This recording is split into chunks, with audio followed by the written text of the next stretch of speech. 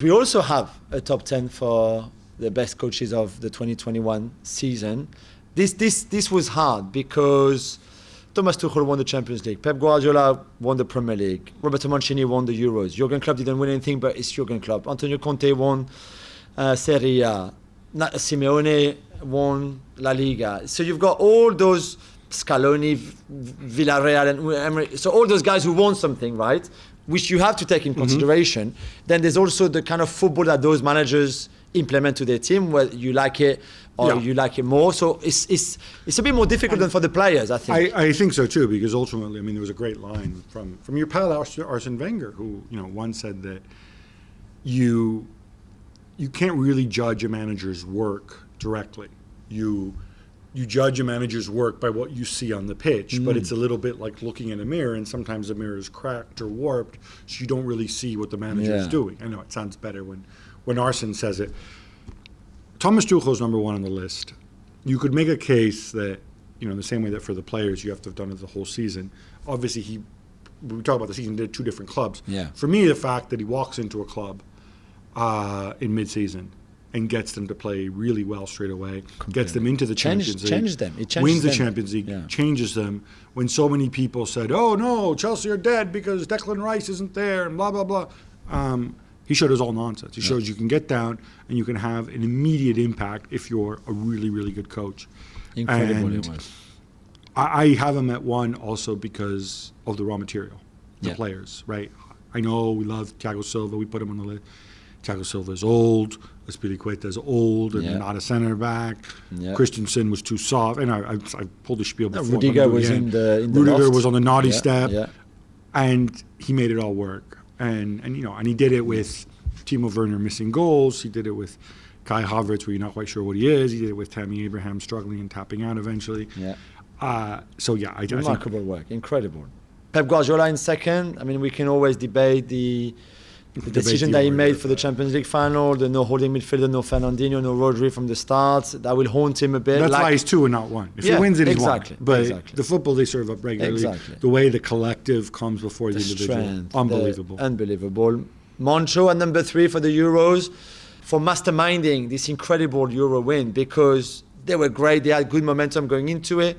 But even you thought that was a bit too early, that maybe the World Cup 2022 they'd be ready to do something. Absolutely. For them to win it that way and him to implement all of that is incredible. Phenomenal performance and the undefeated streak as well. Yeah. Jurgen Klopp, when I looked at the injuries that they had last season, I know, but the Williams brothers, all this nonsense. No, I know. I mean, should he be a little lower? Could he be a little lower based on the season? Maybe. Possibly. I mean, they had the worst streak of results at home in the history of Liverpool Football Club.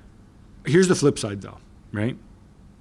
If you move, you could make arguments against the guys who come up next. Antonio Conte won the league. Yeah, big thing. You could make a strong point that they should have won the league the year before. Yeah. And again, in Europa and in Europe, came up short again. Julian Nagelsmann, he'd had the time there. I think he could have done better with Leipzig.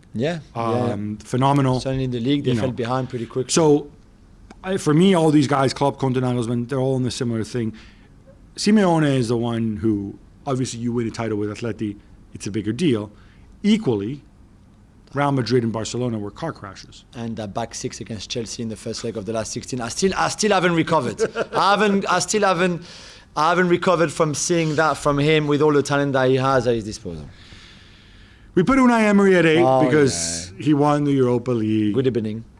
Exactly. There you go. You did it. 9 Scaloni again. It is. I don't want to say I underrate the Copa America. In the end, it was a grinded out win, but it was a win. It was a win. It was huge for Argentina. They hadn't won it for so long, 19 years or something crazy like that. First one for Messi too.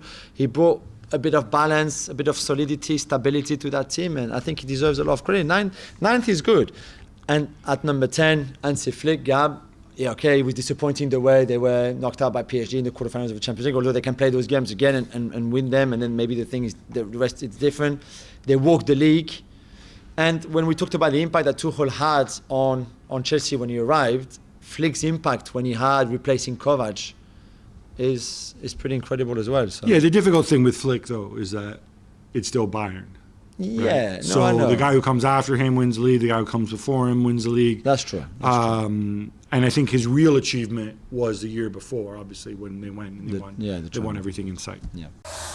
Thanks so much for watching ESPN on YouTube. And for more sports highlights and analysis, be sure to download the ESPN app. And for premium content and live streaming, subscribe to ESPN Plus.